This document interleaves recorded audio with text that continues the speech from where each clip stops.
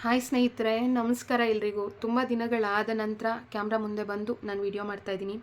ಒಂದಷ್ಟು ದಿನಗಳಿಂದ ನಾನು ಕ್ಯಾಮ್ರಾ ಮುಂದೆ ಬಂದು ಮಾತಾಡ್ತಾ ಇರಲಿಲ್ಲ, ಅಂದರೆ ಫೇಸನ್ನು ತೋರಿಸಿ ನಾನು ವಿಡಿಯೋ ಮಾಡ್ತಾ ಇರಲಿಲ್ಲ.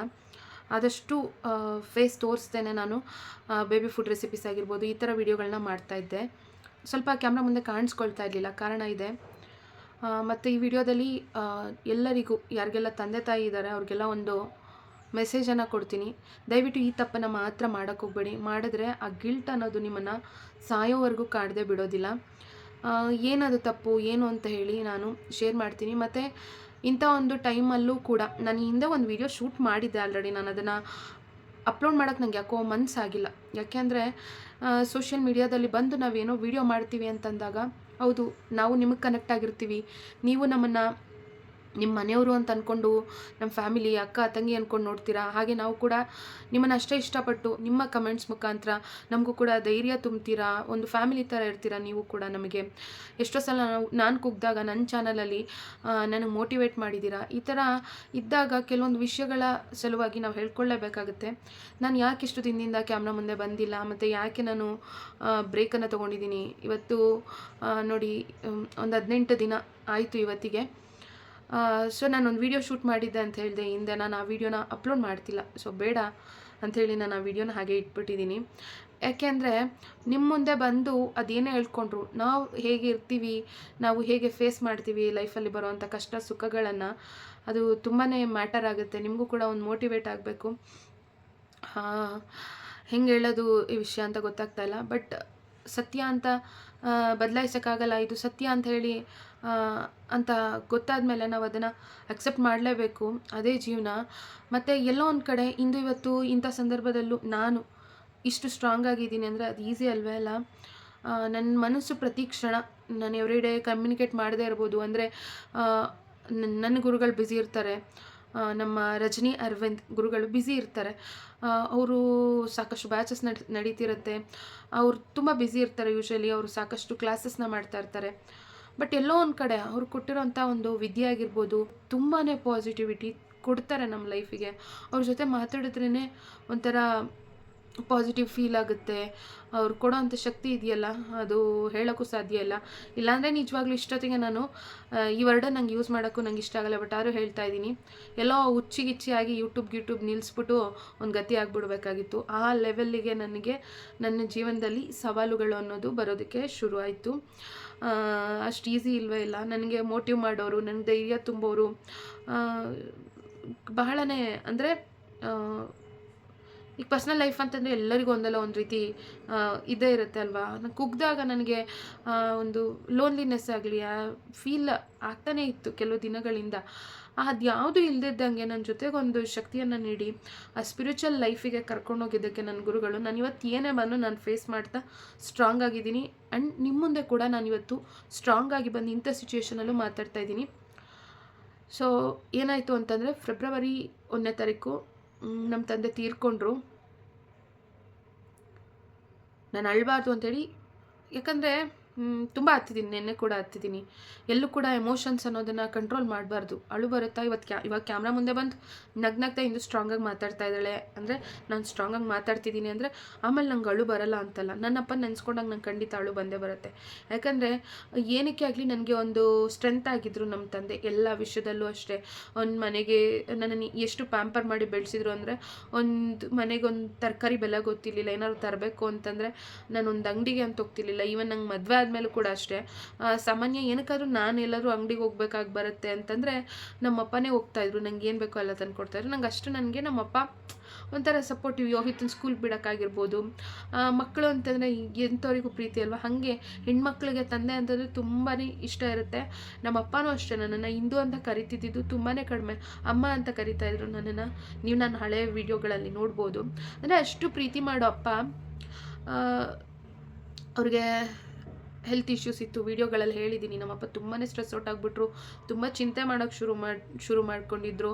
ಅವ್ರಿಗೆ ಶುಗರ್ ಇತ್ತು. ಶುಗರಿಂದ ಆಮೇಲೆ ಬಿ ಪಿ ಜಾಸ್ತಿಯಾಗಿ ಸ್ಟ್ರೋಕ್ ಆಯಿತು. ಅದು ತಕ್ಷಣ ನೋಡ್ಕೊಂಡು ಇಮಿಡಿಯೇಟ್ ಟ್ರೀಟ್ಮೆಂಟ್ ಕೊಡಿಸು. ತಿಂಗ್ಳಿಗೊಂದು ಸತಿ ನಮ್ಮ ಫ್ಯಾಮಿಲಿ, ನಮ್ಮ ಹಸ್ಬೆಂಡ್ ಆಗಿರ್ಬೋದು, ನಮ್ಮ ತಂಗಿಯವರ ಹಸ್ಬೆಂಡು, ನಮ್ಮ ಅಣ್ಣ ಆಗಿರ್ಬೋದು, ನನ್ನ ತಂಗಿ ಪಾಪ ಕನ್ಸಿವಿದ್ಲು. ಮಗು ನೋಡ್ತಾರೋ ಇಲ್ವೋ ನಮ್ಮಪ್ಪ ಅನ್ನೋ ಥರ ಎಲ್ಲ ಇತ್ತು. ಆದರೂ ಕೂಡ ನಾವು 1 ವರ್ಷದಿಂದ ಫೈಟ್ ಮಾಡಿ ತಿಂಗಳು ಅವ್ರಿಗೆ ಹಾಸ್ಪಿಟಲ್ಗೆ ಅಡ್ಮಿಟ್ ಮಾಡ್ತಾಯಿದ್ವಿ. ಸ್ಟ್ರೋಕ್ ಆಯಿತು, ಆಮೇಲೆ ಅದು ಟ್ರೀಟ್ಮೆಂಟ್ ಕೊಡಿಸಿದ್ವಿ. ಆಮೇಲೆ ಇತ್ತೀಚೆಗೆ ಡಯಾಲಿಸಿಸ್ ಶುರು ಆಯಿತು. ಬರೀ ಹಾಸ್ಪಿಟಲ್ಗೆ ತೋರಿಸ್ತಾ ಇದ್ದೀರಾ, ಎಲ್ಲರೂ ದೇವಸ್ಥಾನಕ್ಕೆ ಕರ್ಕೊಂಡೋಗಿ ಕೇಳಿ ಅಂತ ಹೇಳ್ತಾರೆ. ದೇವಸ್ಥಾನಕ್ಕೆ ಕರ್ಕೊಂಡೋದ್ರೆ ಅಲ್ಲೂ ಕೂಡ ದೇವಸ್ಥಾನದಲ್ಲೂ ಕೂಡ ಸರಿಯಾಗಿ ನಿದ್ದೆ ಮಾಡಲ್ಲ. ಏನು ಚಿಂತೆ ಮಾಡ್ತಾರಮ್ಮ ಇವರು, ಏನೋ ಚಿಂತೆ ಮಾಡ್ತಾ ಇದ್ದಾರೆ ಇವರು ಅಂತ ಹೇಳ್ಬಿಟ್ಟು ಇರೋದನ್ನೇ ಹೇಳಿದರು. ಮತ್ತು ಡಾಕ್ಟ್ರು ಕೂಡ ಅಷ್ಟೇ, ಅವ್ರಿಗೂ ಕೂಡ ಗೊತ್ತಾಗಿತ್ತು ತುಂಬ ಚಿಂತೆ ಮಾಡ್ತಿದ್ದಾರೆ ಇವರು, ನಾವೇನೋ ಮೆಡಿಸಿನ್ಸ್ ಎಲ್ಲ ಕೊಡ್ತಾ ಇದ್ದೀವಿ, ಇವ್ರು ತುಂಬ ಸ್ಟ್ರೆಸ್ ಔಟ್ ಆಗ್ತಾರೆ, ಏನೋ ಚಿಂತೆ ಮಾಡ್ತಾ ಇದ್ದಾರೆ ಅಂತ ಡಾಕ್ಟ್ರು ಕೂಡ ಹೇಳ್ತಾಯಿದ್ರು. ಬಟ್ ಆ ಚಿಂತೆ ಅನ್ನೋದು ಚಿತೆ ಸೇರೋವರೆಗೂ, ಅಂದರೆ ಚಿತೆ ಎರಡಕ್ಕೂ ಒಂದು ಚೂರು ವ್ಯತ್ಯಾಸ ಇರುತ್ತಂತ, ಒಂದು ಶೂನ್ಯ ಅನ್ನೋದು. ತುಂಬ ಚಿಂತೆ ಮಾಡಿ ನಮ್ಮಪ್ಪ ಆರೋಗ್ಯ ಹಾಳು ಮಾಡ್ಕೊಂಬಿಟ್ರು. ಒಂದು ಸತಿ ಆರೋಗ್ಯ ಹಾಳಾದರೆ ಅದು ಸರಿಪಡಿಸ್ಕೊಳ್ಳೋದು ತುಂಬಾ ಕಷ್ಟ. ಸೊ ನನ್ನ ಮಕ್ಕಳಿಗೆ ಆ ಪ್ರೀತಿ ಕೊಟ್ಟು ಎದೆ ಮೇಲೆ ಹಾಕ್ಕೊಂಡು ಸಾಕಿದ್ರು ನನ್ನಪ್ಪ. ಇವತ್ತು ಕೂಡ ನಮ್ಮಪ್ಪ ನನ್ನ ಹತ್ರ ಏನಾದ್ರು ತುಂಬ ರಿಪೀಟೆಡಾಗಿ ಏನಾದ್ರು ಹೇಳಿದ್ದಾರೆ ಅಂತಂದರೆ, ಮಕ್ಕಳನ್ನ ಚೆನ್ನಾಗಿ ನೋಡ್ಕೊ, ನೀನು ಧೈರ್ಯವಾಗಿರು, ಆಮೇಲೆ ಅಳ್ಬೇಡ ಅಂತಲೇ ಹೇಳಿದ್ದಾರೆ ನಮ್ಮಪ್ಪ ಸಾಯೋದಕ್ಕಿಂತ ಮುಂಚೆ ಕೂಡ ನನಗೆ ಅದೇ ಹೇಳಿರೋದು, ಅಳ್ಬೇಡ್ರಿ, ಸ್ಟ್ರಾಂಗ್ ಆಗಿರ್ರಿ. ನನಗಾಗಿರ್ಬೋದು, ನನ್ನ ತಂಗಿಗಾಗಿರ್ಬೋದು, ನಮ್ಮ ಅಮ್ಮಂಗಾಗಿರ್ಬೋದು, ಎಲ್ಲರಿಗೂ ಅದೇ ಹೇಳಿರೋದು ನಮ್ಮಪ್ಪ. ಸೊ ನಮ್ಮಪ್ಪ ತೀರ್ಕೊಂಡ್ಮೇಲೆ ಪಾಪ ನಾನು ಎಷ್ಟೋ ಜನ ಫ್ರೆಂಡ್ಸು ಒಂದು ಮಾತು ಹೇಳಿಲ್ಲ ನೀನು ಅಂತೇಳಿ ಇಲ್ಲೇ ನಿಯರ್ ಇರೋರೆಲ್ಲ ಬೇಜಾರು ಮಾಡ್ಕೊಂಡ್ರು. ಬಟ್ ನಾನು ಆ ಟೈಮಲ್ಲಿ ನಮ್ಮಪ್ಪನ ನೋಡ್ಕೊಂಡು ಕೂತ್ಕೊಂಡ್ಬಿಟ್ಟಿದ್ದೆ. ನನಗೆ ಯಾವ ಫೋನು ಏನು ಯಾವುದ್ರ ಕಡೆನೂ ನನಗೆ ನಾನು ಯಾವ ಸ್ಟೇಟಸ್ಗೂ ಹಾಕಲಿಲ್ಲ, ಏನೂ ಹಾಕಲಿಲ್ಲ. ಇವತ್ತೇ ನಾನು ಇಷ್ಟು ಸ್ವಲ್ಪ ಧೈರ್ಯವಾಗಿ ಬಂದು ನಿಮ್ಮ ಎದುರಿಗೆ ನಾನು ಮಾತಾಡ್ತಾ ಇರೋದು.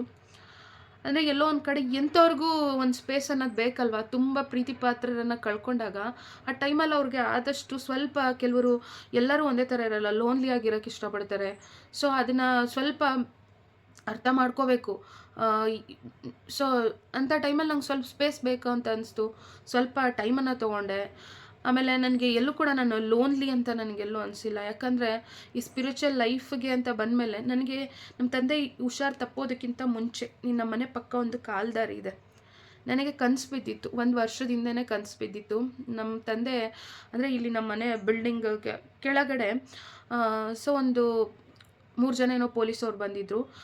ತಪ್ಪು ತಿಳ್ಕೊಬೇಡಿ, ನಮ್ಮ ಕಡೆ ಎಲ್ಲ ಅಂದರೆ ಏನಂದರೆ ಕನಸಲ್ಲಿ ಪೊಲೀಸವ್ರು ಕಾಣಿಸ್ಕೊಂಡ್ರೆ ಯಮ ಅಂತೇಳಿ ಅಂತಾರೆ. ಸೊ ಆ ಥರ ಹೇಳ್ತಾರೆ, ಹಿರಿಯರು ಹೇಳಿರೋದನ್ನು ಕೇಳಿದ್ದೀನಿ ನಾನು. ಬಟ್ ಆ ಕಡೆ ನಮ್ಮಪ್ಪನ ಬಂದು ಕೇಳ್ತಾ ಇದ್ದಾರೆ. ನಾನು ಹೇಳ್ತಾ ಇದ್ದೀನಿ ನಮ್ಮಪ್ಪ ಇಲ್ಲ, ಅವರೆಲ್ಲೋ ಹೋಗಿದ್ದಾರೆ ಅಂತ, ಏನೋ ನೆಪಾಳಿ ಇವ್ರನ್ನ ಕಳಿಸ್ಬಿಡೋಣ ಅಂತ ಹೇಳ್ತಾ ಇದ್ದೀನಿ. ಬಟ್ ನಮ್ಮಪ್ಪ ನೋಡಿದ್ರೆ ಅದೇ ಕಾಲ್ದಾರಿಲಿ ನಡ್ಕೊಂಬರ್ತಾ ಇದ್ದಾರೆ. ಪೊಲೀಸವ್ರು ವೆಯ್ಟ್ ಮಾಡ್ತಾ ಇದ್ದಾರೆ ನಮ್ಮಪ್ಪನ ಕರ್ಕೊಂಡು ಹೋಗೋಕ್ಕೆ. ನಾನು ಸಡನ್ನಾಗಿ ಎದ್ದೆ. ಈ ಥರ ಕೆಟ್ಟ ಕನಸು ನನಗೆ 2 ಸತಿ ಬಂತು. ಮೊದಲನೇ ಸತಿ ಕನಸು ಬಂದಾಗ ನಮ್ಮಪ್ಪ ಯಾವ ಶರ್ಟ್ ಹಾಕಿದ್ರು, ನನಗೆ ಯೂಶ್ವಲಿ ನಂಗೆ ಅಷ್ಟು ಮೆಮೊರಿ ಇರಲ್ಲ, ನನಗೆ ಯಾವ ಬಟ್ಟೆ ಇಂಥದ್ದೇ ಬಟ್ಟೆ ಪರ್ಟಿಕ್ಯುಲರಾಗಿ ನಂಗೆ ನೆನಪಿರಲ್ಲ. ಬಟ್ ನಂಗೆ ಅದು ತುಂಬ ಶರ್ಟ್ ನೆನಪಿತ್ತು. ಆ ಶರ್ಟೇನು ಏನು ಮಾಡಿದೆ, ನಾನು ತೆಗ್ದಾಕ್ಬಿಟ್ಟೆ. ನಂಗೆ ಈ ಥರ ಕನಸು ಬಿದ್ದಿತ್ತು, ಅಪ್ಪಂಗೆ ಏನೋ ಇದಾಗುತ್ತೆ, ತೊಂದರೆ ಆಗುತ್ತೆ ಅಂತ ಹೇಳ್ಬಿಟ್ಟು ನಾನು ತೆಗ್ದಾಕ್ಬಿಟ್ಟೆ. ಮತ್ತು ರಿಪೀಟೆಡಾಗಿ ಮತ್ತೊಂದು ಸತಿ ಅದೇ ಥರ ರಿಲೇಟೆಡ್ ಕನಸು ಬಿದ್ದಿತ್ತು. ನಮ್ಮಮ್ಮ ನೀನು ಹಂಗೆಲ್ಲ ಯೋಚನೆ ಮಾಡಬೇಡ ಅಂದರೆ, ಸ್ವಲ್ಪ ಅಪ್ಪನ ಹೆಲ್ತ್ ಆಗ್ತಾನೆ ಸ್ಟಾರ್ಟಿಂಗ್ ಅಪ್ಸೆಟ್ ಆಗೋಕ್ಕೆ ಶುರುವಾಗಿತ್ತು. 1 ವರ್ಷದಿಂದ ತುಂಬ ಕಷ್ಟಪಟ್ಟಿದ್ದೀವಿ ನಾವು ಫ್ಯಾಮಿಲಿಯವರು. ಮಕ್ಕಳಾಗಿರ್ಬೋದು, ಅಳಿಯಂದರಾಗಿರ್ಬೋದು, ಮತ್ತು ನಮ್ಮ ತಾಯಿ ತುಂಬ ಪ್ಯಾಂಪರ್ ಮಾಡಿ, ಗಂಡಂಗೆ ಹೆಂಡತಿಗೆ ಗಂಡ. ಸೊ ಅವರು ಸೇವೆ ಮಾಡೋಷ್ಟು ಬೇರೆಯವರು ಏನೇ ಮಾಡಿದ್ರು ನನ್ನ ಮಗಳಾಗೆ ಎಷ್ಟೇ ನೋಡ್ಕೋಬೋದು. ಬಟ್ ಕೆಲವೊಂದಿದೆ ಫ್ರೆಂಡ್ಸ್, ಅದನ್ನು ಹೇಳೋಕ್ಕಾಗಲ್ಲ ನನಗೆ. ತುಂಬಾ ಕಷ್ಟ ಆಗುತ್ತೆ. ಲಾಸ್ಟ್ ಎಂಡು ಮೂಮೆಂಟಲ್ಲಿ ನೋಡಿದ್ದು. ಮತ್ತು ನಮ್ಮ ತಂದೆನೂ ಅಷ್ಟೇ, ಫೆಬ್ರವರಿ 1ನೇ ತಾರೀಕು ಬಂದು ಶನಿವಾರ ಇತ್ತು. ಅದಕ್ಕೆ 1 ವಾರ ಹಿಂದೆ ಮಧ್ಯಾಹ್ನ ಟೈಮಲ್ಲಿ ನಮ್ಮಪ್ಪ ಜೋರಾಗಿ ಹತ್ಕೊಂಡ್ಬಿಟ್ರು. ಮಲಗಿದ್ದವರು ಎದ್ದು ಹತ್ಕೊಂಡ್ರು. ನಾನು ಕೇಳ್ತಾ ಇದ್ದೀನಿ, ಯಾಕೆ ಅಳ್ತಾ ಇದೆಯಪ್ಪ ಅಂತ ಕೇಳ್ತಾ ಇದ್ದೀನಿ. ನಾನು ಆಲ್ಮೋಸ್ಟ್ ನಮ್ಮಪ್ಪ ಹುಷಾರು ತಪ್ಪಿದ ಮೇಲೆ ನಂಗೆ ಹೋಗಿ ನೋಡ್ಕೊಂಬಂದಿಲ್ಲ ಅಂದರೆ ನಂಗೆ ಸಮಾಧಾನನೇ ಇರ್ತಿರಲಿಲ್ಲ. ಇವತ್ತೇನೋ ಸ್ಕಿಪ್ ಆಯಿತು ಅಂದರೂ ಕೂಡ ಮತ್ತೆ ನೆಕ್ಸ್ಟ್ ದಿನ ನಾನು ಹೋಗ್ಬಿಡ್ತಾ ಇದ್ದೆ. ಅಂದರೆ ನಮ್ಮಮ್ಮ ಇರ್ತಿದ್ರು ನೋಡ್ಕೊಳ್ಳೋಕ್ಕೆ. ಬಟ್ ಆದರೂ ಕೂಡ ನಂಗೆ ಮನಸ್ಸು ಸಮಾಧಾನ ಆಗ್ತಾಯಿರಲಿಲ್ಲ. ಎಲ್ಲಿ ಆಗುತ್ತೆ ಹೇಳಿ. ಎಲ್ಲೋ ಒಂದು ಕಡೆ ನಂಗೆ ಅದು ಸೆನ್ಸ್ ಹೇಳ್ತಾ ಇತ್ತು, ಅಪ್ಪನ ಜೊತೆ ಟೈಮ್ ಸ್ಪೆಂಡ್ ಮಾಡು, ಆದಷ್ಟು ಅಪ್ಪನ ಜೊತೆ ಮಾತಾಡು ಅಂತೇಳಿ ನಂಗೆ ಮನಸ್ಸು ಹೇಳ್ತಾ ಇತ್ತು. ಸೊ ನನಗೆ ನನ್ನ ಆತ್ಮಸಾಕ್ಷಿ ಹೇಳಿರೋದನ್ನು ಮಾಡಿದ್ದೀನಿ. ನಮ್ಮಪ್ಪ ಇದ್ದಷ್ಟು ದಿನ ನಾವು ಚೆನ್ನಾಗಿ ನೋಡ್ಕೊಂಡಿದ್ದೀವಿ. ಅವ್ರಿಗೆ ಎಷ್ಟು ಕ್ರೇವಿಂಗ್ಸ್ ಇತ್ತು ಅಂದರೆ 1 ಇಯರಿಂದ ಕ್ರೇವಿಂಗ್ಸ್. ಅವ್ರು ತುಂಬ ಫುಡ್ಡಿ ಬೌನ್ಸ್ಕೊತಾ ಇದ್ರು, ಅದು ಬೇಕು ಇದು ಬೇಕು ಅಂತ ಹೇಳಿ. ನಮ್ಮ ಹಸ್ಬೆಂಡಿಗೆ ಕಾಲ್ ಮಾಡಿ ಅವರು ಕೇಳೋರು, ನಂಗೆ ಈ ಥರ ಬೇಕು ಅಂತೇಳಿ. ಅಳ್ತಾ ಇದ್ದಾರೆ. ನಾನು ಕೇಳ್ತಾ ಇದ್ದೀನಿ, ಯಾಕಪ್ಪ ಅಳ್ತಾ ಇದೆಯಾ ಅಂತ. ಅವರು ಇಲ್ಲ, ನನ್ನನ್ನು ಕರೀತಾ ಇದ್ದಾರೆ, ನಾನು ಹೋಗ್ತೀನಿ ಅಂತಂದ್ಬಿಟ್ಟು ಜೋರಾಗಿ ನಮ್ಮ ತಂದೆ ಹತ್ಕೊಂಡ್ಬಿಟ್ರು. ನಾನು ಸಮಾಧಾನ ಮಾಡಿದೆ ನಮ್ಮ ಅಪ್ಪಂಗೆ, ಅಮ್ಮನ ಚೆನ್ನಾಗಿ ನೋಡ್ಕೊತೀವಿ, ನೀನು ಯೋಚನೆ ಮಾಡಬೇಡ, ಯಾಕೆ ಹಿಂಗೆಲ್ಲ ಮಾತಾಡ್ತಾ ಇದೆಯಾ, ನಾನು ಕೇಳ್ತಾ ಇದ್ದೀನಿ ಅವರಿಗೆ. ಯಾರು ಕರಿತಾ ಇದ್ದಾರೆ ಅಂತ ಅವ್ರಿಗೆ ಹೇಳೋಕ್ಕಾಗಲೇ ಇಲ್ಲ ಫ್ರೆಂಡ್ಸ್. ಅವತ್ತಿಂದ ಡೇ ಬೈ ಡೇ ನಮ್ಮಪ್ಪ ಮಾತಾಡೋದು ಎಲ್ಲ ಕಡಿಮೆ ಮಾಡಿದ್ರು. ಇನ್ನೇನು ಶನಿವಾರ ಬೆಳಗ್ಗೆನೇ ಅವರು ಹೋಗ್ತಾರೆ ಅನ್ನೋಕ್ಕೆ ಮುಂಚೆ, ಅಂದರೆ ಶುಕ್ರವಾರ ಸಂಜೆ, ನಾನು ಅವ್ರಿಗೆ ಏನಿಷ್ಟ ನಾನು ಅದನ್ನು ತೊಗೊಂಬಂದು ತಿನ್ನಿಸಿ, ಆಮೇಲೆ ನಮ್ಮ ಅಪ್ಪಂಗೆ ಅಂತ ಫ್ರೂಟ್ಸು ಎಲ್ಲ ತೊಗೊಂಬಂದು ನಾನು ನಮ್ಮಮ್ಮ ತೊಗೊಂಬಂದು ಮನೇಲಿ ತೊಗೊಂಬಂದ್ವಿ. ರಾತ್ರಿ ಯಾಕೋ ಊಟ ಮಾಡೋಕ್ಕೆ ಅವರು ಬೇಡ ಅಂತ ಹೇಳಿದ್ರು. ಹಂಗೂ ಒಂದು ಸ್ವಲ್ಪ ಹಣ್ಣನ್ನು ಕೊಟ್ಟು ತುಂಬ ಎಷ್ಟು ಚೆನ್ನಾಗಿ ತುಂಬ ಬಲಿಷ್ಠವಾಗಿದ್ದವರು ಒಂದು ವೀಕಿಂದ ಬ್ಲಡ್ ಕಮ್ಮಿ ಆಗಿದೆ ಅಂತ ಹೇಳಿ ಅವ್ರಿಗೆ ಬ್ಲಡ್ ಅರೇಂಜ್ ಮಾಡೋಕ್ಕೆ ಹೇಳಿದರು. ನಮ್ಮ ಯಜಮಾನ್ರು ಬ್ಲಡ್ ಅರೇಂಜ್ ಮಾಡಿ, ಆಮೇಲೆ ನಮ್ಮ ಯಜಮಾನ್ರು ಸ್ನೇಹಿತರಿಗೆ ಹೇಳಿ ಬ್ಲಡ್ಡನ್ನೆಲ್ಲ ಕೊಡಿಸಿದ್ರು. ಬ್ಲಡ್ ಹಾಕ್ಸಿದ್ಮೇಲೆ, ಆಮೇಲೆ ಬ್ಲಡ್ ಇಂಜೆಕ್ಷನ್ ಹಾಕ್ಸಿದ್ಮೇಲೆ ಡಯಾಲಿಸಿಸ್ ಜೊತೆಗೆ ಇದನ್ನು, ಅಂದರೆ ಬ್ಲಡ್ ಕಡಿಮೆ ಆಯ್ತಲ್ವ, ಡಯಾಲಿಸಿಸ್ ಮಾಡ್ತಾ ಮಾಡ್ತಾ ಬ್ಲಡ್ ಅವ್ರ ಬಾಡಿಲಿ ಕಡಿಮೆ ಆಗಿತ್ತು. ಅಂದರೆ ಡಯಾಲಿಸಿಸ್ ಶುರು ಮಾಡಿದ್ಮೇಲೆ ಒಂದು ಅಷ್ಟು ತಿಂಗಳಾದಮೇಲೆ ಏನೋ ಒಂದು ಚೆಕಪ್ ಅಂತ ಮಾಡಿದ್ರು. ನಮ್ಮ ಅಪ್ಪಂಗೆ ಸುಸ್ತು ಆಗ್ತಾನೆ ಇತ್ತು. ಡಯಾಲಿಸಿಸ್ ಮಾಡಿಸಿದ್ಮೇಲಂತೂ ಡೇ ಬೈ ಡೇ ವೀಕ್ ಆಗ್ತಾ ಬಂದರು. ಅಂದರೆ ಮಾಡಿಸ್ಕೊಳ್ಳೋರು ಸುಮಾರು ಜನ ಚೆನ್ನಾಗಿರ್ತಾರೆ, ಆ್ಯಕ್ಟಿವಾಗಿ ಬಂದು ಡಯಾಲಿಸಿಸ್ ಎಲ್ಲ ಮಾಡಿಸ್ಕೊಂಡು ಹೋಗ್ತಾರೆ. ಬಟ್ ಅದೇನೋ ನಮ್ಮ ಅಪ್ಪನಿಗೆ ಯಾವ ಟ್ರೀಟ್ಮೆಂಟ್ ಕೊಡಿಸಿದ್ರು ನಮ್ಮ ಅಪ್ಪನಿಗೆ ಅದು ವರ್ಕ್ ಆಗಲೇ ಇಲ್ಲ. ಬ್ಲಡ್ ಕಮ್ಮಿ ಇದೆ ಅಂಥೇಳಿ ಇಂಜೆಕ್ಷನ್ ಹಾಕ್ಸಿ ಮತ್ತು ಬ್ಲಡ್ ಎಲ್ಲ ಹಾಕ್ಸಿದ್ಮೇಲೆ ನಮ್ಮ ಅಪ್ಪಂಗೆ ಜಾಸ್ತಿ 1 ವೀಕಿಗೆ ಒಂದು ಸ್ವಲ್ಪ ಇದ್ದವ್ರಿ. ನಾನಂತೂ ಬರಲ್ಲ, ನನಗೆ ಯಾವ ಡಯಾಲಿಸಿಸು ಬೇಡ ಏನು ಬೇಡ ಅಂತ ಹಠ ಮಾಡೋಕ್ಕೆ ಶುರು ಮಾಡಿದರು. ನಮ್ಮ ಅಪ್ಪಂಗೆ ಡಯಾಲಿಸಿಸ್ ಕರ್ಕೊಂಡು ಹೋಗ್ಬೇಕು ಅಂದರೆ ನಾವು ಕ್ಯಾಬ್ ಬುಕ್ ಮಾಡೋಕ್ಕೆ ಕರ್ಕೊಂಡು ಹೋಗ್ತಾ ಇದ್ದಿದ್ದು. ಅಂದರೆ ಡಯಾಲಿಸಿಸ್ ಮಾಡಿಸ್ಕೊಂಬಂದ್ಮೇಲೆ ತುಂಬ ಸುಸ್ತಾಗ್ಬಿಡ್ತಿದ್ರು, ತುಂಬ ಕಷ್ಟಪಡ್ತಿದ್ರು ನಮ್ಮಪ್ಪ. ಡಯಾಲಿಸಿಸ್ ಶುರು ಆದಮೇಲಂತೂ ಸಿಕ್ಕಾಪಟ್ಟೆ ಕಷ್ಟಪಟ್ಟರು. ಆಮೇಲೆ ಕೈಯೆಲ್ಲ ಒದ್ರೋರು, ನಮ್ಗೆ ಬೇಡ ಡಯಾಲಿಸಿಸ್ ಅಂತ ಹೇಳಿ. ಆದರೂ 1 ವೀಕ್ ಕರ್ಕೊಂಡೋಗಿ ಡಯಾಲಿಸಿಸ್ ಮಾಡಿಸ್ಕೊಂಡು ಇಂಜೆಕ್ಷನ್ 2ನೇ ವಾರನೂ ಕೂಡ ಬ್ಲಡ್ ಕಡಿಮೆ ಇದೆ ಅಂತ ಇಂಜೆಕ್ಷನ್ ಹಾಕ್ಸ್ಕೊಂಬಂದ್ಮೇಲೆ ಮತ್ತು ಒಂದು ಸತಿ ಬ್ಲಡ್ ಹಾಕ್ಸಿದ್ದು, ಇನ್ನೊಂದು ಸತಿ ಹಾಕ್ಸ್ಬೇಕಿತ್ತು. ಬಟ್ ತುಂಬ ವೀಕ್ ಆಗಿಬಿಟ್ರು, ಹೇಳೋಕ್ಕೂ ಸಾಧ್ಯ ಇಲ್ಲ. ನಮ್ಮಪ್ಪ ಅಷ್ಟು ಚೆನ್ನಾಗಿದ್ದವರು. ನಮ್ಮಪ್ಪನ ಕಾಲುಗಳೆಲ್ಲ ನೋಡಿ, ನನ್ನ ಕೈ ಇದೆಯಲ್ಲ, ಸೊ ಅಷ್ಟೇ ದಪ್ಪ, ಅಷ್ಟು ಹೇಳೋಕ್ಕೂ ಸಾಧ್ಯ ಇಲ್ಲ, ಅಷ್ಟು ವೀಕ್ ಆಗಿಬಿಟ್ರು. ನಮ್ಮಪ್ಪನ ಇದು ಅನ್ನೋ ಥರ ನಮ್ಮಪ್ಪನಲ್ಲಿ ಬದಲಾವಣೆ ಅನ್ನೋದು ಆಯಿತು. ಅವ್ರು ಹೇಳಿದ್ದು 1 ವಾರಕ್ಕೆ ಕರೆಕ್ಟಾಗಿ ಅವ್ರು ಹೇಳಿದ್ರು ಬಂದು ಕರೀತಿದ್ದಾರೆ ಅಂಥೇಳಿ. ನೋಡಿ, ಕೆಲವೊಂದೆಲ್ಲ ಇಲ್ಲ ಅಂತಂತೀವಿ, ಎಲ್ಲಕ್ಕೂ ಮೀರಿದ್ದು ಖಂಡಿತ ಈ ಒಂದು ಜಗತ್ತಿನಲ್ಲಿ ಇದ್ದೇ ಇರುತ್ತೆ. ಸೊ ತುಂಬ ಕಷ್ಟ ಆಗುತ್ತೆ ಆ ಒಂದು ಸನ್ನಿವೇಶನ ನೆನೆಸ್ಕೊಂಡ್ರೆ. ಬೆಳಗ್ಗೆ ನಾನು ಎದ್ದು ನಾನು ಅವತ್ತು ರಾತ್ರಿ ನಾನು ಹೋಗ್ತೀನಿ, ನಾನು ಹೋಗಲ್ಲ ಮನೆಗೆ, ನನಗೆ ಯಾಕೋ ಮನಸ್ಸು ಸರಿ ಇಲ್ಲಮ್ಮ, ನಾನು ಇಲ್ಲೇ ಇರ್ತೀನಿ ಅಂತ ಹೇಳಿದೆ. ನಮ್ಮಪ್ಪನ ಹತ್ರ ಅಳ್ತಾನೆ ಇರ್ತೀನಿ ಅಂತ ಅಂದ್ಬಿಟ್ಟು, ನೀನು ಮನೆಗೆ ಹೋಗು ಅಂಥೇಳಿ ಅವತ್ತು ನಮ್ಮಮ್ಮ ಇಲ್ಲಿ ನನ್ನನ್ನು ಕಳಿಸಿದ್ದು. ಆಮೇಲೆ ಅವತ್ತು ಸಾಯಂಕಾಲನೂ ಅಷ್ಟೇ, ನಮ್ಮಪ್ಪ ಮಾತಾಡ್ಸಿದ್ರೆ ಜಾಸ್ತಿ ಮಾತಾಡ್ತಾನೆ ಇರಲಿಲ್ಲ. ನಮ್ಮಪ್ಪಂಗೆ ನಾನು ಗೋವಿಂದ ನಾಮಾವಳಿ ಹೇಳಿದ್ರೆ ತುಂಬಾ ಇಷ್ಟ ಆಗ್ತಿತ್ತು. ನಾನು ಹೇಳ್ತಾ ಇರೋ ನಮ್ಮಪ್ಪ ಕೇಳ್ತಾ ಇರೋರು, ಹಾಕಮ್ಮ ಇನ್ನೊಂದ್ಸತಿ ಹಾಕು, ಹೇಳು ಗೋವಿಂದ ನಾಮಾವಳಿ ವೀಡಿಯೋದಲ್ಲಿ ಹಾಕ್ಬಿಟ್ಟು, ಅಂದರೆ ಯೂಟ್ಯೂಬಲ್ಲಿ ಪ್ಲೇ ಮಾಡಿಬಿಟ್ಟು ನಾನು ಹೇಳ್ತಾ ಇರೋ ನಮ್ಮಪ್ಪ ತುಂಬ ಇಷ್ಟಪಟ್ಟು ಕೇಳ್ತಾಯಿದ್ರು. ಶುಕ್ರವಾರ ಸಾಯಂಕಾಲನೂ ಅಷ್ಟೇ, ಆಗ್ತಿಲ್ಲ ನನ್ನ ಕೈ ಅಂದರೆ ನಮ್ಮಪ್ಪ ಆಗಲ್ಲಮ್ಮ ಅಂದರೆ ತಡಿಯೋಕ್ಕಾಗಲ್ಲ ಅಂತೇಳಿ ಹೇಳ್ತಾಯಿದ್ರು. ಟ್ರೀಟ್ಮೆಂಟ್ ಕೊಡಿಸಿದ್ರು ನೋಡಿ, ಎಲ್ಲಕ್ಕೂ ಮೀರಿ ಅದು ಟೈಮ್ ಅನ್ನೋದು ಬಂದುಬಿಟ್ರೆ ಯಾರು ಕೂಡ ಅಷ್ಟೇ ಇಲ್ಲಿ ಒಂದು ಗಳಿಗೆನೂ ಇರೋಕ್ಕಾಗಲ್ಲ. ಅದೇ ಆಯ್ಸ್ ಗಟ್ಟಿ ಇತ್ತು ಅಂದರೆ ಹಿಂಗಾದರೂ ಬದುಕ್ತಾರೆ. ಶುಕ್ರವಾರ ಸಂಜೆ ಗೋವಿಂದ ನಾಮಾವಳಿ ಹೇಳಿ ನಮ್ಮ ಅಪ್ಪನ ಜೊತೆ ನಾನು ತುಂಬ ಟೈಮ್ ಸ್ಪೆಂಡ್ ಮಾಡಿದ್ದೀನಿ. ನಮ್ಮ ಅಪ್ಪಂಗೆ ಚೆನ್ನಾಗಿ ನೋಡ್ಕೊಂಡಿದ್ದೀವಿ. ಇದೆಲ್ಲ ನಮ್ಗೆ ತುಂಬ ಖುಷಿ ಇದೆ. ಇಡೀ ಫ್ಯಾಮಿಲಿ ಚೆನ್ನಾಗಿ ನೋಡ್ಕೊಂಡಿದ್ದೀವಿ ನಮ್ಮ ಅಪ್ಪನ, ಅದೆಲ್ಲ ನಮ್ಗೆ ಖುಷಿ ಇದೆ. ನನಗೆ ಆ ಒಂದು ಆತ್ಮತೃಪ್ತಿನೇ ಇವತ್ತು ನನ್ನನ್ನು ಕಾಪಾಡ್ತಿರೋದು. ಎಲ್ಲೋ ಒಂದು ಕಡೆ ನಮ್ಮ ಅಪ್ಪನ ನೆಗ್ಲೆಕ್ಟ್ ಮಾಡಿಬಿಟ್ಟಿದ್ದಿದ್ರೆ ಏನು ಯಾವಾಗಲೂ ಕಾಲ್ ಮಾಡ್ತಾರೆ ಅಂತ, ಅಂದರೆ ಏನೋ ಒಂಥರ ಈ ಕೆಲವೊಂದು ಸಲ ನಾವು ಬ್ಯುಸಿ ಇರ್ತೀವಿ, ಒಂಥರ ಅಸಡ್ಡೆ ಬರುತ್ತಲ್ಲ ಎಂಥವ್ರ ಮೇಲೂ ಕೂಡ. ಆ ಥರ ಯಾರ ಮೇಲೂ ಅಸಡ್ಡೆ ಮಾಡ್ಕೊಳಕ್ಕೆ ಹೋಗ್ಬಿಡಿ. ಪೇರೆಂಟ್ಸ್ ಇರೋವರೆಗೂ ನಮ್ಮನ್ನು ನಿಷ್ಕಲ್ಮಶವಾಗಿ ಪ್ರೀತಿಸೋರು ಯಾರಾದರೂ ಇರ್ತಾರೆ ಪ್ರಪಂಚದಲ್ಲಿ ಅಂತಂದರೆ ಅದು ಪೇರೆಂಟ್ಸ್ ಆಗಿರ್ತಾರೆ. ಸೊ ಅವ್ರು ನಮ್ಮಿಂದ ಏನು ಎಕ್ಸ್ಪೆಕ್ಟ್ ಮಾಡಲ್ಲ, ನನ್ನ ಮಕ್ಕಳು ಚೆನ್ನಾಗಿರಲಿ ಅಂಥೇಳಿ. ಇವಾಗ ನಾವು ಹೆಂಗೆ ಹಾಗೆ ಅವರು. ನಮ್ಮಪ್ಪಂಗೆ ನನ್ನ ಮಕ್ಕಳನ್ನು ಹೇಳ್ತೀನಲ್ಲ, ತುಂಬ ಚೆನ್ನಾಗಿ ಸಾಕಿದ್ರು ನಮ್ಮಪ್ಪ ನನ್ನ ಮಕ್ಕಳನ್ನು. ಚಿನ್ಮಯ ಆಗಲಿ, ಯೋಹಿತ್ ಆಗಲಿ ಎಷ್ಟು ಫೀಲ್ ಮಾಡ್ಕೊತಾ ಇದ್ರು ತಾತನ ವಿಷಯಕ್ಕೆ. ಇವತ್ತು ನಾನೊಬ್ಬಳು ನಾನು ಕೆಳಗೆ ಬಿದ್ದರೆ ನನ್ನ ಮಕ್ಕಳು, ನನ್ನ ಫ್ಯಾಮಿಲಿ ಕೆಳಗೆ ಬೀಳುತ್ತೆ. ಸೊ ನಾನೆಷ್ಟು ಸ್ಟ್ರಾಂಗ್ ಆಗಿರ್ತೀನಿ, ನಾನು ಅಷ್ಟು ಚೆನ್ನಾಗಿ ನನ್ನ ಮಕ್ಕಳನ್ನ ನೋಡ್ಕೋಬೋದು. ನಮ್ಮಪ್ಪ ಹೇಳಿರೋದು ನಮ್ಗೆ ಅದೇ. ನನ್ನದು ಹಣ್ಣೆಲೆ, ನಾನು ಯಾವತ್ತಿದ್ರೂ ಉದುರೋದೆ. ನನ್ನ ಕತೆ ಆಯಿತು, ನನ್ನ ಮೊಮ್ಮಕ್ಕಳನ್ನ ಚೆನ್ನಾಗಿ ನೋಡ್ಕೊಳ್ರಿ ನೀವು ಅಂತಲೇ ಇದ್ದಾಗೆಲ್ಲ ಹೇಳಿದ್ದಾರೆ ನಮ್ಮಪ್ಪ. ಹೆಂಗಿರಬೇಕು, ಏನು ಧೈರ್ಯವಾಗಿರಮ್ಮ, ಏನು ಬಂದರೂ ಫೇಸ್ ಮಾಡು ಅಂತೇಳಿ. ಗುರುಗಳು ಈ ಒಂದು ಸ್ಪಿರಿಚುವಲ್ ಲೈಫಿಗೆ ಕರ್ಕೊಂಬಂದಿಲ್ಲ ಅಂದಿದ್ರೆ ನಾನು ನಿಜವಾಗ್ಲೂ ಇಂಥ ಸಿಚುವೇಶನ್ನ ನನಗೆ ಫೇಸ್ ಮಾಡೋ ಶಕ್ತಿನೇ ಇರ್ತಿರ್ಲಿಲ್ಲ. ಇವತ್ತು ಏನೇ ಆದರೂ ನನಗೆ ಒಂದು ಪಾಸಿಟಿವಿಟಿ ಇದೆ, ಪಾಸಿಟಿವ್ ಥಿಂಕಿಂಗ್ ಇದೆ. ನೋಡಿ ನಮ್ಮ ಅಪ್ಪನ ನಾನು ಏನೇ ಮಾಡಿದ್ರು, ನಾವು ಎಷ್ಟೇ ನೋಡಿಕೊಂಡ್ರು, ನಾವು ಎಷ್ಟೇ ಟ್ರೈ ಮಾಡಿದ್ರು, ಅಲ್ಲಿ ಏನಾಗಬೇಕಿತ್ತೋ ಆಯಿತಾ.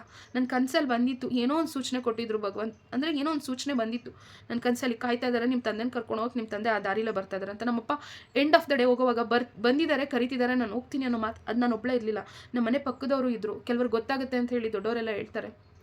ನೋಡಿ, ಇಲ್ಲ ಇದೆಲ್ಲ ಇಲ್ಲ ಅಂತೀವಿ, ಎಲ್ಲ ಕೂಡ ಇದೆ. ನಾವು ಅರ್ಥ ಮಾಡಿಕೊಂಡು ಕರೆಕ್ಟಾಗಿ ನಡ್ಕೊಂಡು ಹೋಗ್ಬೇಕು ಲೈಫಲ್ಲಿ. ನಾವು ಅನ್ಯಾಯ ಮಾಡಿದ್ರೆ, ಕೆಟ್ಟ ದಾರಿಲಿ ನಡೆದ್ರೆ ನಮ್ಗೆ ಕೆಟ್ಟದೇ ಆಗುತ್ತೆ, ನಾವು ಒಳ್ಳೆ ದಾರಿಲಿ ನಡೆದ್ರೆ ಒಳ್ಳೇದೇ ಆಗುತ್ತೆ. ನಮ್ಮಪ್ಪ ಅಂದರೆ 1 ವೀಕ್ ಡಯಾಲಿಸಿಸ್ಗೆ ಹೋಗಲ್ಲ ಅಂತ ಹಠ ಮಾಡಿದ್ರು ಅಂತೇವೆ, ಆದರೂ ಫೋರ್ಸ್ಫುಲಿ ಕರ್ಕೊಂಡೋದ್ವಿ ಅಂತ ಹೇಳಿದ್ನಲ್ಲ. ಅವತ್ತು ಹಿಂದಿನ ದಿನ ಅಂದರೆ ರೆಸ್ಟ್ ರೂಮ್ಗೆ ಹೋಗೋಕ್ಕೆ ನಾನು ನಮ್ಮಪ್ಪನ ಕೈ ಹಿಡಿದು ಕರ್ಕೊಂಡೋದು, ಅಂದರೆ ಒಂದೇ ಒಂದು ಸ್ಟೆಪ್ ಇದೆ ಆ ರೆಸ್ಟ್ ರೂಮ್ ಒಳಗಡೆ ಹೋಗೋಕೆ, ಒಂದೇ ಒಂದು ಸ್ಟೆಪ್ ಇದೆ. ಆ ಸ್ಟೆಪ್ಪನ್ನು ಹತ್ತಿಸಿ ಒಳಗಡೆ ಹೋದರೆ ನೀನು ಹೋಗಪ್ಪ, ಯಾಕಂದರೆ ಅಲ್ಲಿ ಏನೂ ನಮ್ಮ ತಂದೆ ತಾಯಿ ನಮ್ಮ ಮಕ್ಕಳನ್ನ ಹೆಂಗೆ ಸಾಕಿರ್ತಾರೆ, ಒಂದು ಸರ್ಟನ್ ಏಜ್ ಕ್ರಾಸ್ ಆದಮೇಲೆ ಅಥವಾ ಅವ್ರು ಪೇಷಂಟ್ ಆದಮೇಲೆ ನಾವು ಅವ್ರನ್ನ ಹಂಗೆ ನೋಡ್ಕೊಬೇಕು. ಸೊ ನಂಗೆ ಇದು ಹೇಳಕ್ಕೆ ನಂಗೆ ತುಂಬ ಬೇಜಾರಾಗ್ತಿದೆ. ನಾನು ರೆಸ್ಟ್ ರೂಮ್ ಒಳಗಡೆ ಹೋದರೆ ನಮ್ಮ ಅಪ್ಪನ ಕೈ ಹಿಡ್ಕೊಂಡಿದ್ದೀನಿ, ಹೋಗು ನೀನು ಅಂತ ಹೇಳಿದ್ರೆ ನಮ್ಮಪ್ಪ ನೀನು ಈಚೆ ಹೋಗಮ್ಮ ಅಂತ ಈಚೆ ಕಳಿಸ್ಬಿಟ್ಟು ಡೋರ್ ಲಾಕ್ ಮಾಡಿಕೊಂಡ್ರು. ಅಂದರೆ ಅವ್ರ ಕೈಲಿ ಆಗೋಷ್ಟು ಆ ಟೈಮಿಗೆ ನೋಡಿ ನಮ್ಮಪ್ಪ ನನ್ನನ್ನು ಹೊರ ಕಳಿಸಿ 2 ಸಲ ಹಿಂಗೆ ಮಾಡಿದ್ದಾರೆ. ಬಟ್ ಡಯಾಲಿಸಿಸ್ ಮಾಡಿಸ್ಕೊಂಡು ಬಂದಮೇಲೆ ನಮ್ಮ ಅಪ್ಪಂಗೆ ಎದ್ದು ಹೋಗೋಕ್ಕಾಗ್ತಾಯಿಲ್ಲ, ಸ್ವಲ್ಪ ಕಾನ್ಷಿಯಸ್ ಎಲ್ಲ, ಜ್ಞಾನ ಪ್ರಜ್ಞೆ ಎಲ್ಲ ಕಡಿಮೆ ಆಯಿತು ಅಂತ ಹೇಳಿದ್ನಲ್ಲ. ಆವಾಗ ನಾ ಡೈಪರ್ ಹಾಕ್ತಿದ್ರು ನಮ್ಮ ಅಪ್ಪಂಗೆ ಗೊತ್ತಾಗ್ತಾ ಇಲ್ಲ ನನ್ನ ಮಗಳಿದ್ದಾಳೆ, ಆಗ್ತಾ ಇದ್ದಾಳೆ ಅಂಥೇಳಿ. ಸೊ ಎಲ್ಲೋ ಒಂದು ಕಡೆ ನನಗೆ ಹೆಂಗಾಯ್ತು ಅಂದರೆ, ಇಷ್ಟೇ ಮನುಷ್ಯ ಜೀವನ, ಇಷ್ಟೇ ನಾವೇನೇ ಮಾಡಿದ್ರು at the end of the day ಒಂದಲ್ಲ ಒಂದಿನ ಎಲ್ಲರೂ ಹೋಗಲೇಬೇಕು. ಬಟ್ ನಾವು ಆತ್ಮತೃಪ್ತಿಯಿಂದ ಬದುಕಬೇಕು, ಒಳ್ಳೆ ರೀತಿಯಲ್ಲಿ ಬದುಕಬೇಕು, ಭಗವಂತನ ನಾಮಸ್ಮರಣೆ ಮಾಡಬೇಕು. ನಾನು ನಿಜವಾಗ್ಲೂ ಮತ್ತೊಮ್ಮೆ ಹೇಳ್ತೀನಿ, ನನಗೆ ರಜನಿ ಅರವಿಂದ್ ಗುರುಗಳು ಸಿಕ್ಕಿಲ್ಲ ಅಂದಿದ್ರೆ ಇಂದು ಇವತ್ತು ಅದೇನು ಆಗೋಗ್ತಿದ್ಲು, ನಾನು ಅದೇನು ಆಗೋಗ್ತಿದ್ಲು. ನನ್ನನ್ನು ಯಾರ ಕೈಯಿಂದನೂ ಯಾರು ಕೂಡ ನನ್ನನ್ನು ನಾನಾಗಿ ಬದುಕೋದಕ್ಕೆ ಯಾರ ಕೈಲೂ ಕಾಪಾಡೋಕ್ಕಾಗ್ತಿರ್ಲಿಲ್ಲ. ಸೊ ಯಾವ ಮೆಡಿಸಿನು ಕೂಡ ನನಗೆ ವರ್ಕ್ ಆಗ್ತಿರ್ಲಿಲ್ಲ. ಇವತ್ತು ನಾನು ಏನೇ ಸ್ಟ್ರಾಂಗ್ ಆಗಿದ್ದರೂ ಅದು ನಮ್ಮ ರಜನಿ ಅರವಿಂದ್ ಗುರುಗಳಿಂದ. ಇಂಥ ಗುರುಗಳನ್ನು ಇಂಥ ಕಲಿಯುಗದಲ್ಲಿ ನಾನು ಪಡೆಯೋದಕ್ಕೆ ನಾನು ಪುಣ್ಯ ಮಾಡಿದ್ದೀನಿ. ಅವ್ರು ಕೊಟ್ಟಿರೋ ವಿದ್ಯೆ, ಅವ್ರು ಕೊಟ್ಟಿರೋ ಶಕ್ತಿ ನನ್ನನ್ನು ಎಂಥ ಟೈಮಲ್ಲೂ ಅಷ್ಟೇ ನನ್ನ ಮನಸ್ಸಲ್ಲಿ ನಾನು ಸದಾ ಅವರನ್ನು ದೇವರಂತೆ ನನ್ನ ಮನಸ್ಸಲ್ಲಿಟ್ಟು ನಾನು ಪೂಜಿಸ್ತೀನಿ, ನಾನು ಆರಾಧಿಸ್ತೀನಿ. ಸುಮ್ಮನೆ ನಾನು ಈಸಿ ಅಂದ್ಕೊಂಡಿದ್ದೀರಾ? ನನಗೆಲ್ಲೋ ಒಂದು ಟಿ ವಿ ನ್ಯೂಸಲ್ಲಿ ಯಾರಾದರೂ ಡೆತ್ ಆದರೂ ಅಂದರೆ ನನಗೆ ಸಹಿಸ್ಕೊಳಕ್ಕಾಗ್ತಿರ್ಲಿಲ್ಲ. ಬಟ್ ನಾನು ಹತ್ರದಿಂದ ನೋಡಿದ್ದೀನಿ, ನಮ್ಮಪ್ಪಂದು ಕಾರ್ಯ ಎಲ್ಲ ನೋಡಿದ್ದೀನಿ. ಹಂಗೆ ಶಕ್ತಿನೇ ನನ್ನ ಗುರುಗಳು. ನನ್ನ ನಿಜವಾಗ್ಲೂ ನಾನು ಯಾವತ್ತೂ ಕೂಡ ಒಂಟಿಯಲ್ಲ, ನಾನು ಒಂಟಿ ಆಗೋದಕ್ಕೆ ಸಾಧ್ಯವೂ ಇಲ್ಲ. ನನ್ನ ಹಿಂದೆ ಶಕ್ತಿಯಾಗಿ ನನ್ನ ಗುರುಗಳಿದ್ದಾರೆ. ಸೊ ಅವ್ರು ಸಿಕ್ಕಿರೋದಕ್ಕೆ, ಅವ್ರು ವಿದ್ಯೆ ಕೊಟ್ಟಿರೋದಕ್ಕೆ, ಅವ್ರು ನನ್ನ ಜೀವನದಲ್ಲಿ ಇರೋದಕ್ಕೆ, ಗುರುಗಳ ಆಶೀರ್ವಾದ ಇರೋದಕ್ಕೆ ಇವತ್ತು ನಾನು ನನ್ನ ತಂದೆನ ಕಳ್ಕೊಂಡಿದ್ರು ಆ ವಾಸ್ತವತೆಯನ್ನು ಅರ್ಥ ಮಾಡಿಕೊಂಡು, ಯಾರು ಕೂಡ ಇಲ್ಲೇ ಇರಲ್ಲ. ಅವ್ರೊಂದು ಮಾತು ಹೇಳಿದ್ರು, ಅಂದರೆ ಅಪ್ಪನ್ನ ಕಳ್ಕೊಂಡ್ಮೇಲೆ ನನ್ನ ಜೊತೆ ಒಂದು ಸತಿ ಮಾತಾಡಿದ್ರು ಗುರುಗಳು. ಏನಂದರೆ, ಇಲ್ಲಿ ಯಾವುದೂ ಶಾಶ್ವತ ಅಲ್ಲ, ಎಲ್ಲವೂ ಕೂಡ ಒಂದಲ್ಲ ಒಂದು ದಿನ ಹೋಗಲೇಬೇಕು. ಅದು ಸತ್ಯ ಅಲ್ವಾ? ಬಟ್ ಆದರೆ ಎಲ್ಲೂ ಕೂಡ ಕೆಲಸ ಅನ್ನೋದನ್ನು ನಿಲ್ಲಿಸ್ಬಾರ್ದು, ಕೆಲಸ ಮಾಡು. ನನ್ನಪ್ಪ ಹುಷಾರು ತಪ್ಪಿದಾಗಲೇ ನಾನು ಕೆಲಸ ನಿಲ್ಲಿಸ್ಬಿಡ್ತೀನಿ, ನನಗೇನು ಮಾಡೋಕ್ಕೆ ಮನಸ್ಸಿಲ್ಲ ಅಂತ ಹೇಳಿದ್ದೆ. ಅವತ್ತು ಕೂಡ ನನಗೊಂದು ಇಲ್ಲೊಂದು ಎನರ್ಜಿ, ಇಲ್ಲ ನಿಲ್ಲಿಸ್ಬೇಡ ಮಾಡು ಅಂಥೇಳಿ, ಹಿಂಗೆ ಬೆಂತಟ್ಟೋದು ಅಂತ ಹೇಳ್ತಾರಲ್ಲ, ಮುನ್ನುಗ್ಗು ಅಂಥೇಳಿ ನನಗೆ ಮುಂದೆ ಕಳಿಸಿದ್ರು. ಅದರಿಂದ ನನಗೆ ಎಷ್ಟೋ ಒಳ್ಳೇದಾಯ್ತು. ಅದನ್ನು ನಾನು ಮುಂದೆ ಹೇಳ್ತೀನಿ, ನಾನು ಮುಂದೆ ವ್ಲಾಗ್ಸ್ ಮಾಡಿದಾಗ. ಬಟ್ ಈ ಟೈಮಲ್ಲೂ ಅಷ್ಟೇ, ಸ್ಟಾಪ್, ನಿಲ್ಬೇಡ, ಎಲ್ಲೂ ಕೂಡ ನಿಲ್ಬೇಡ. ಕೆಲಸ ಅನ್ನೋದು ರೊಟೀನನ್ನು ಮುಂದುವರಿಲಿ. ನೀನು ಶಕ್ತಿಯಿಂದಿರು, ಮಕ್ಕಳಿದ್ದಾರೆ, ಮಕ್ಕಳಿಗಾಗಿ ಬದುಕು, ಪಾಸಿಟಿವ್ ಆಗಿರು. ಹೀಗೆ ನೋಡಿ, ಎಷ್ಟೇ ಜನ ಕಾಡಿದ್ರು, ಎಷ್ಟೇ ಜನ ಶಪ್ಸಿದ್ರು, ಎಷ್ಟೇ ಜನ ತೊಂದರೆ ಕೊಡ್ತಿದ್ರು. ಇವತ್ತು ನಾನು ಯಾವುದೇ ಕಾರಣಕ್ಕೂ ನಾನು ಬಗ್ಗಲ್ಲ. ಈ ಥರ ಕಾಡೋರ ಮಧ್ಯೆ ಇವತ್ತು ಈ ಸಿಂಪಲ್ ಗೃಹಿಣಿ ಇವತ್ತು ಸ್ಟ್ರಾಂಗ್ ಆಗಿದ್ದಾಳೆ ಅಂದರೆ ನನಗೆ ನನ್ನ ಗುರುಗಳು ಸಿಕ್ಕಿರೋದಕ್ಕೆ ನಾನು ಅವರಿಗೆ ಎಷ್ಟು ಧನ್ಯವಾದಗಳನ್ನು ಹೇಳಿದರೂ ಕೂಡ ಸಾಲಲ್ಲ. ನಮ್ಮ ತಂದೆ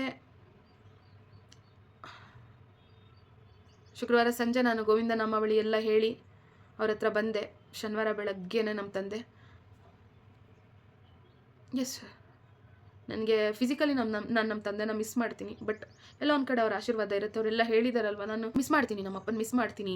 ಇಲ್ಲಿ ಇವತ್ತು ನಾನು ಸ್ಟ್ರಾಂಗಾಗಿ ಮಾತಾಡಿದೆ ಅಂತಂದ ತಕ್ಷಣ ನಾನು ಅಳೋದೇ ಇಲ್ಲ ಅಂತಲ್ಲ, ಸಿಕ್ಕಾಪಟ್ಟೆ ನಂಗೆ ಯಾವಾಗ ಹತ್ತಿದ ತಕ್ಷಣ ಎಷ್ಟೋ ಜನ ಹೆಣ್ಮಕ್ಳಿಗೆ ನೋಡಿ ಈ ಅಕ್ಕ ತಂಗಿ ಇದ್ದಂಗೆ ಹಿಂದಿಂದನೇ ತಲೆನೋವು, ಹೆಲ್ತ್ ಪ್ರಾಬ್ಲಮ್ ಶುರು ಆಗುತ್ತೆ.